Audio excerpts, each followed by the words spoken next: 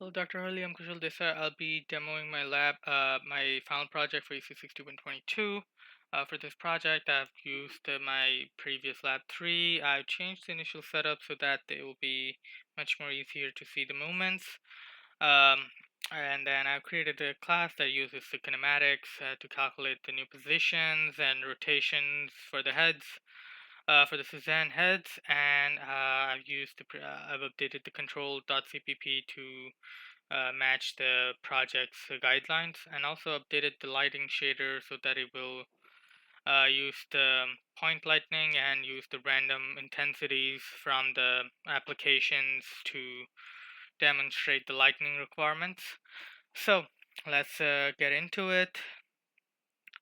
Uh, let's build it. We already built it, so let's get into it. Be using the small keyboard. As we can see, there are 4 objects. Until we press G, it won't move. So after pressing G, it will move. You can see the collision happening in the beginning between the objects. Pressing U will move the scene up and downwards. Pressing D will move it downwards. Um, Pressing left will move it tilted leftwards. Pressing right will press right. This will zoom in. This will zoom out. And they're confined inside of a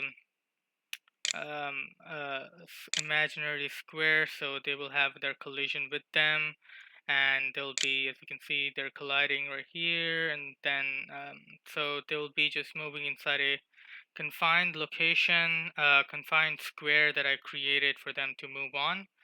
um, so I think this takes care of all the requirement, and heads are rotating on a random axis, and then as we can see, lights are changing on internal lights are changing randomly their intensities. Hopefully that takes care of all the requirements that are needed for the project to run. I think I've demonstrated all of them, including the movements of the heads, collision between the heads, their movements with the imaginary platforms. This is not a picture perfect collision, so time to time it hits the edge cases and it does some random behavior, jittery behavior, but I hope this helps. Thank you.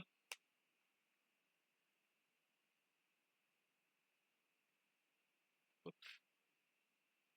Thanks so much for watching this video. If you think there can be improved, just please send me the feedback. I would like to improve my coding here. So thank you.